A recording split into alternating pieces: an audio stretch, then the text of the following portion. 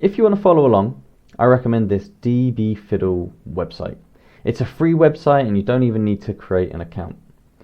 When you open the website, just click on SQL Server, that's the flavor of SQL that we're using for these videos, and make sure you choose AdventureWorks as the database. That will give you access to all of the same sample data that I'm using in these videos.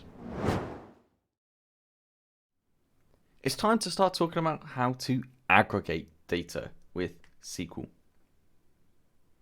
When we aggregate data in SQL, there's two main bits that we need to consider. The first is the aggregate functions. These are the functions that we use to actually do the aggregation, and we'll show off some examples of these shortly.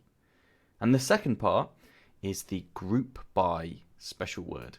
This is how we can choose which groups we want to do the aggregation over. That might sound a little bit mysterious right now, but again, we're actually really familiar with this concept and we'll see that later.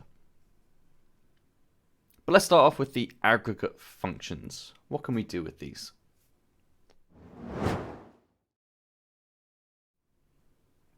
Let's start off with a super simple example. We'll start with our favorite, the department table. And we're just going to do some basic aggregations on the department ID column. So what kind of things can we do to aggregate this? Well, we can count the column.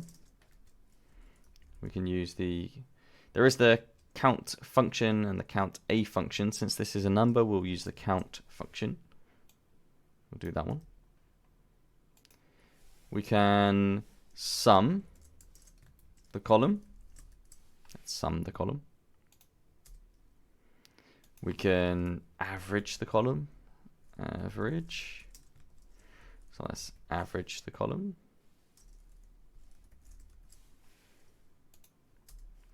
We can take the minimum value and the maximum value. Set those in quickly. That's min. Oops. And max. Easy peasy. Each of these, very simple to understand. For each case, there's a specific function that we use to aggregate that information. And for right now, we've chosen to aggregate the entire department ID column. How would we do the same thing with SQL? Well, let's quickly open this table to see the same thing. We'll do select star from. Remember, we always start our queries with selecting from. This is the human resources file and the department table. So we're going to look at human resources.department. Let's just run this to make sure that we can see the data.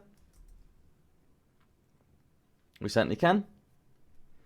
So let's do some of this aggregation. How would we do this aggregation? Well, we've used some functions, and actually SQL has the same functions. So let's put them to use. We're going to do count department ID. Call this count ID. And we have sum, which I'll call sum ID. We have, instead of writing the full word average, we can't use the full word, we could just do AVG. AVG is short for average. So let's call that one AVG ID. We've got min. Call that one min ID. And we do have max as well, which we'll call max ID. I've updated my code. Let me run it. We get almost identical numbers. We still get 16. We still get 136. We get 8 instead of 8.5. We'll explain that in a second. We get 1 for the min and 16 for the max.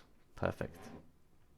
So all of these aggregate functions are doing exactly the same as what they would do in Excel, with one exception, AVG. And it's not because the average function's doing something funky. It's for the same reason that we saw in some previous videos. It's the data types. Department ID is an integer, a whole number. So when we do the average, we're going to get a whole number back. So how do we tell SQL that we need to keep the decimal places, that the decimal places are important? In this case, we could explicitly cast department ID to a decimal, or we could just be lazy and do 1.0 times the department ID. I've updated my code. Let me rerun it. Now we get 8.5 as we expect. But the point is, SQL has these same functions. They work in the same way as they do in Excel. We've got exactly the same numbers as we had in Excel.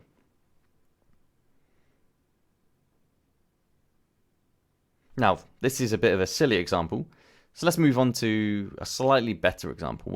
We'll use a table that we would actually want to aggregate. This time, let's use some sales data. It's more common that we would want to actually aggregate some sales data to see our sales in total, our sales over time, our sales per product, whatever. So we're going to use this table here. This is no longer in the human resources file, the human resources folder, the human resources schema, however you want to think about it. This is now in the sales file, and it's specifically the sales order header table. Let's open this in SQL, just to make sure that we can see it in SQL as well. So we'd start with the usual select and from. Instead of being in human resources, we're now in sales, and we're looking at the sales order header table. I've written my code, let me run it. We can indeed see a bunch of the data. Let's just have a quick look at this. So we can see that there's one line per sale. We've got some important dates, the date it was ordered, the day it's due, the day it was shipped, some various statuses, blah, blah, blah. Loads of other stuff like that. We can see the account, the customer, the salesperson. We can see various like sales metrics, the subtotal, the tax, the freight cost, the total due, as well as a comment and the usual metadata columns. We're not going to be looking at all of these like usual. Let's just summarize a few of these, and we're going to summarize them in Excel first, and then we're going to summarize them in SQL. But to be a bit different from the last example, instead of summarizing them manually with the sum function, the average function, etc. in Excel, let's use a pivot table. Pivot tables are going to make this a lot quicker and a lot easier. Right, let's whack in a pivot table. We'll do insert pivot table, stick it on a new sheet for now. We've got loads of information that we can use, but let's just stick to a couple of bits. So let's do a count on the sales order ID so that we know how many sales we have. That'll be the first bit. Then let's use the total due. We'll do the sum of total due to see the value of the sales, the total value of the sales. And let's also do total due, but the average of it. Do the average of it this time. And just because I'm pedantic, I don't want to show the two there. Get rid of that.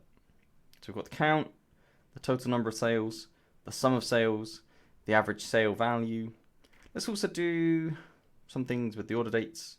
Let's do the earliest order date by doing the min, and the latest order date using the max.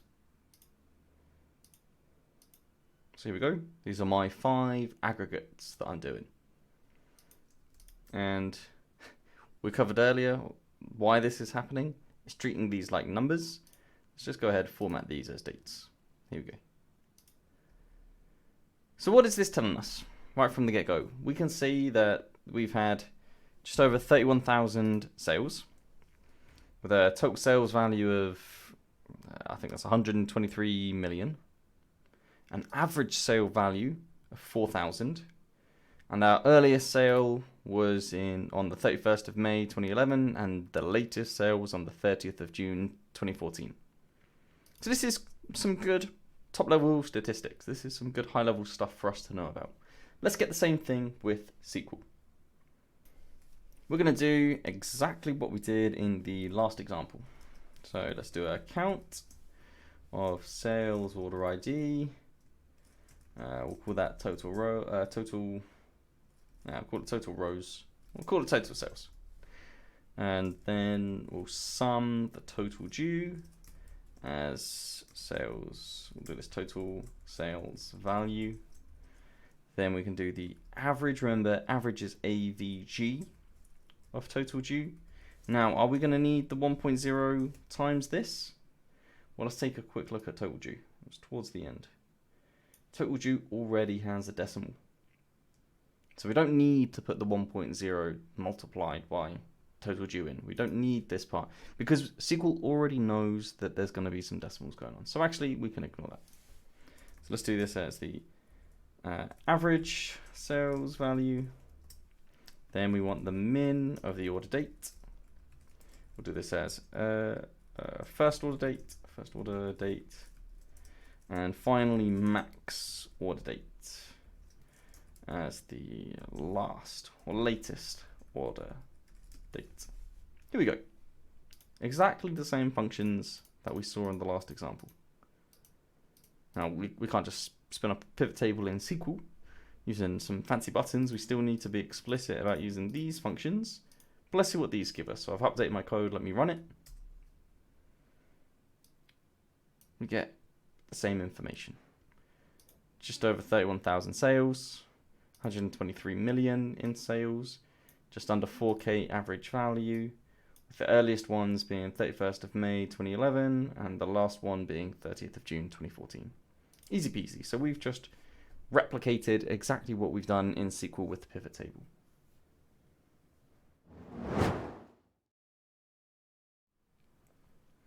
Now, the reason that we love pivot tables in Excel isn't just because they can produce one line quickly for us.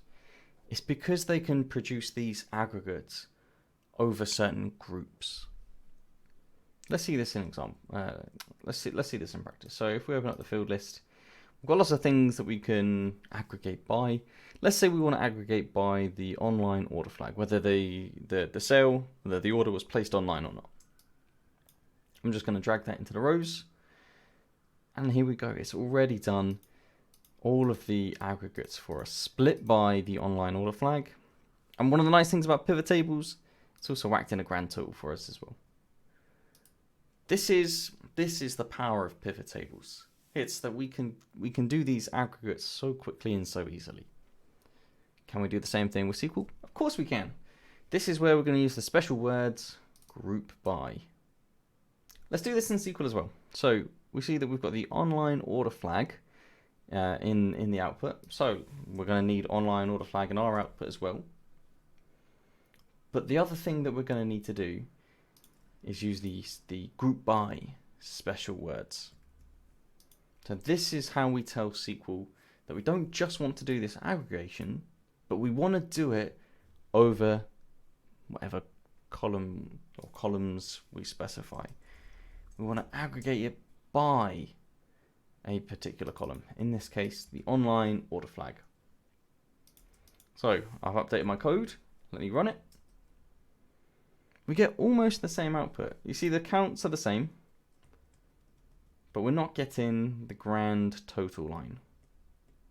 Now this is on purpose, but on the group by statement on purpose doesn't give us a grand total. It also wouldn't give us subtotals. And we're going to cover that in another video. So for now, I'm actually just going to update the pivot table to ignore the grand total and the subtotal for now. Other than that, our outputs they're identical. They're absolutely the same. So the group by clause, well, this is just adding columns to the rows in a pivot table. It's as simple as that. And we're familiar with that. We know how to do that. So really, we know how to do group by as well. I will mention that adding the online order flag to the output was optional at this point. We can do the group by without including it in the select. But then we don't know which row corresponds to which online order flag. So it doesn't really make sense to do a group by without including that column in the select. And I'll mention that the other way around doesn't work. If we include a column here that isn't wrapped in some kind of aggregate function, and we don't include the group by clause, I'll delete that, then this query won't actually run because it doesn't know what to do with this column. If it's not aggregating it and it's not grouping by it, it doesn't know what to do with it. Just to prove that this breaks, try running it. Again, I know that you can't see the error very well, but there's an error. It won't run. But if we do want to if we do want to group by some kind of column, it's just as easy as adding it to the group by statement.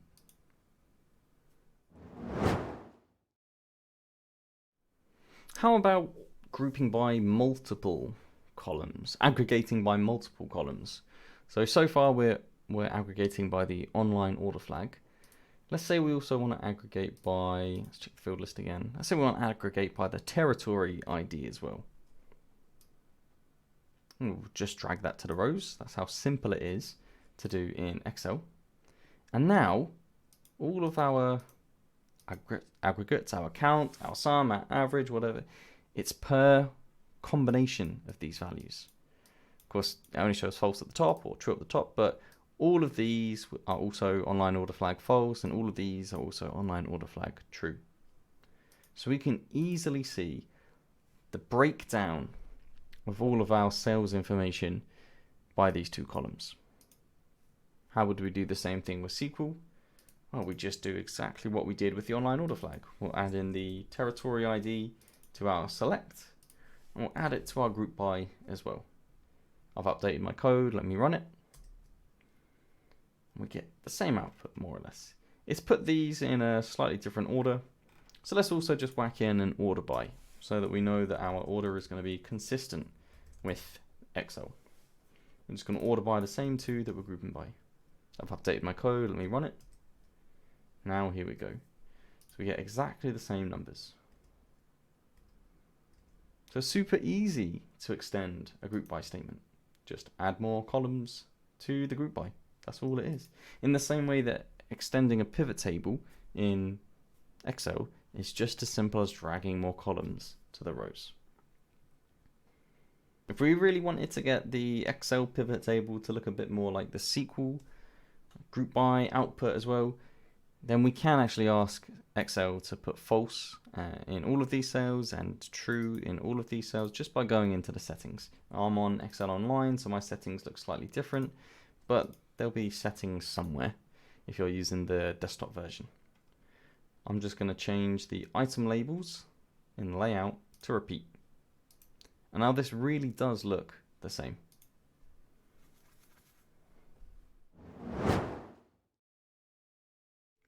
Let's look at a more involved example.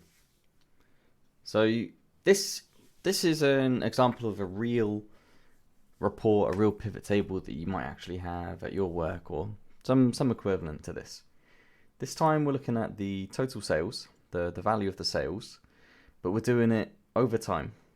At the moment we're just looking at 2013, but we're looking at each of the months in 2013, and we're splitting the monthly values by the online order flag, whether the sale was placed online or not.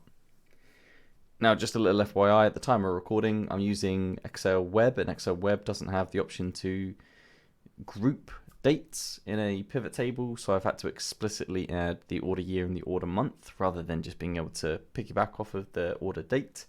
So just so you can see what I've done there, I've got order month and order year, using the month and year functions. If you're using the Excel desktop, you would just be able to group the date column and then choose the month, or display the year and month like this, or similar to this anyway. But tangent aside, this is the information that we have. Let's try and recreate this with SQL, and we're going to work it up in steps. So to call out a few important things, we're just looking at 2013. We're splitting by the year and month, and also by the online order flag, and we're just summing up the total due. So like I said, let's work this up. We're always starting with selecting from. And what are we looking at? We're looking at sales and sales order header. Let me run this just to make sure that we can open it. Of course we can. Next we need to filter the data so it's just 2013. So we can do, there's a few things that we can do. What I'm going to do is I'm going to do the year function, which is also in SQL, on the order date.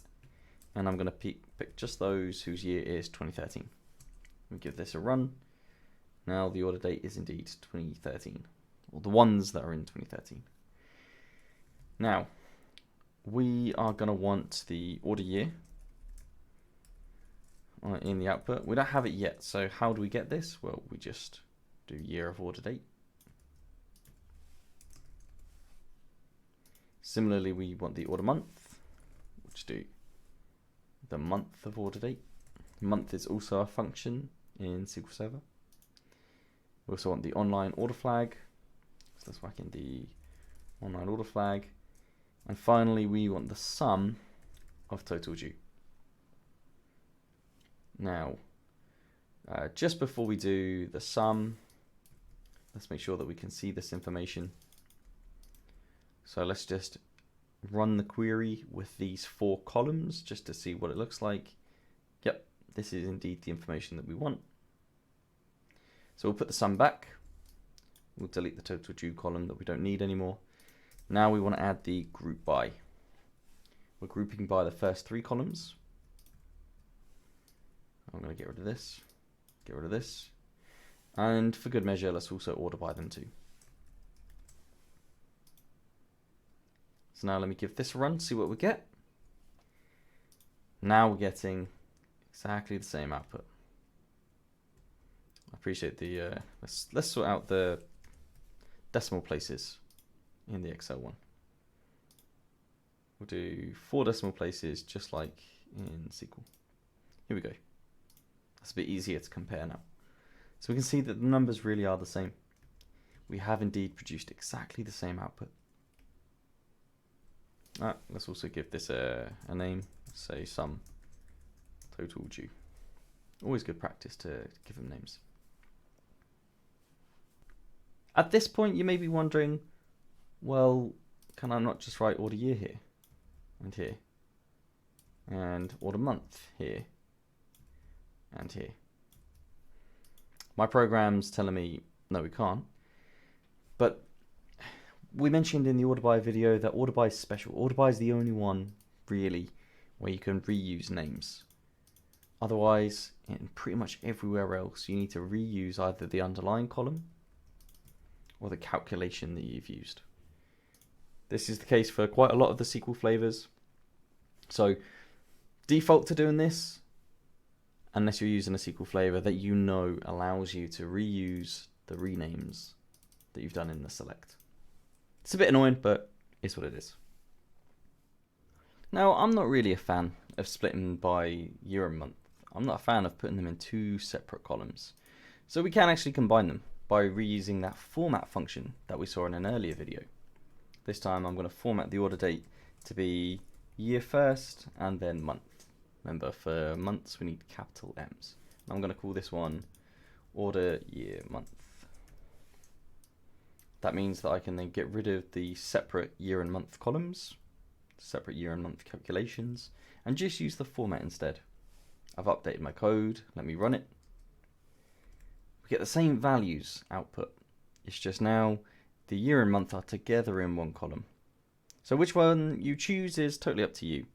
It's my preference to use this approach just because it looks nicer on the outside, but there may be performance implications that you need to take into consideration. So the year and month approach might be faster for your data, this format might be faster, it depends.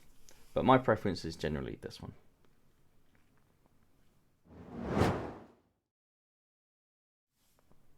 Another thing that we can do with the group by is filter the aggregated rows. We've already used where to filter the rows that we put into the aggregate, but we can also filter the values after they've been aggregated, after they've all been, in this case, summed up together. Let's see this in Excel first. It's very easy. We'd whack on a value filter. Let's say we want the sum of total due is greater than 2 million. So, and we'll save that for later. That gives us back these few rows. Easy peasy. We can do exactly the same thing with Excel. We just filter on the sum total due column. Now we might be tempted to do something like this. Put it in the where clause. So sum total due greater than 2 million. You'll see my program's warning me. Why can't we put this here? The group by happens after the where does. And the sum is happening with the group by. So if we try to use this in the where, well, it's too early to use this information in the where. So instead, we use a new special word after group by. We call it having. Having is like where, but it's specifically for the aggregated columns. It's specifically for the aggregated rows, however you want to think about it. I've updated my code. Let me run it. Here we go. We get the same 10 rows as on the left-hand side. Now I want to make a quick point here about the order of the special words. We've got quite a few of them now, and this is the order that they have to be in. It's always select, then from, then where, then group by, then having, and then order by. That is the order that we have to write them in. Any other order is not going to work.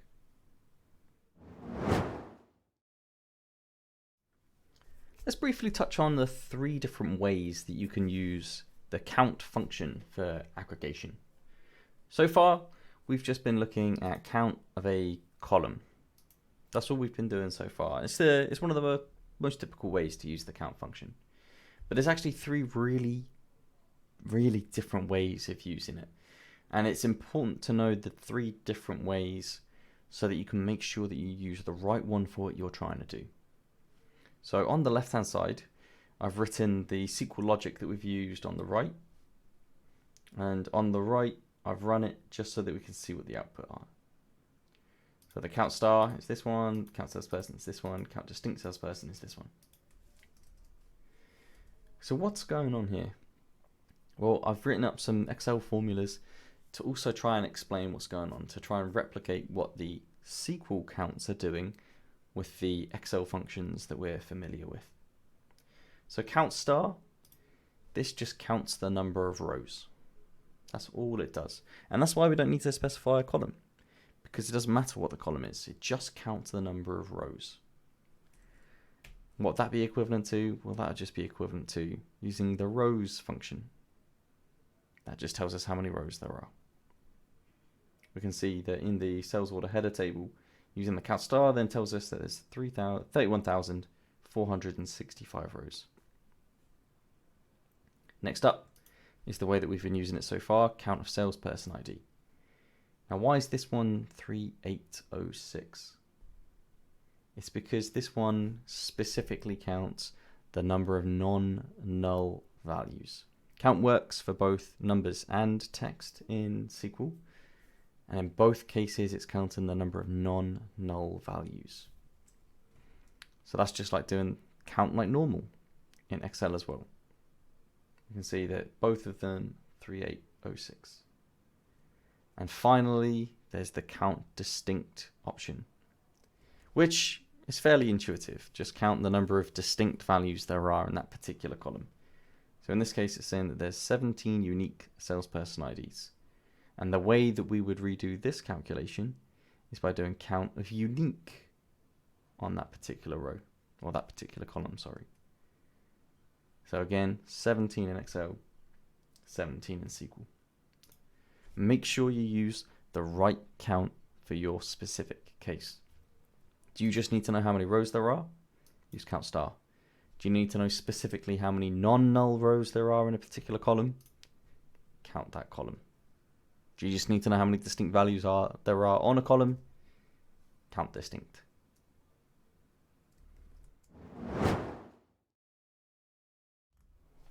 To wrap up, we've seen quite a few things today. We've seen that we can use aggregate functions like count and sum in order to generate summaries of our entire table, to aggregate our table, just like we can in a pivot table. And if we want to split these aggregates by certain groups, we just add them to the group by clause. And it's typically a good idea to then add those columns into the select when you're grouping by them, so we know which row corresponds to that group. We've seen that we can also filter rows by using the having special word. So we do greater than 4,000. This has to come after the where, because having happens after the group by. It's happening on the aggregated rows. So if I run this one, just get one row left. Group bys are a fundamental part of SQL. They're one of the most commonly used clauses in SQL because it's so important to be able to summarize your data, to aggregate your data, just like it's so important to be able to know how to use pivot tables in Excel. Hopefully you found this helpful, and we'll catch you in the next one.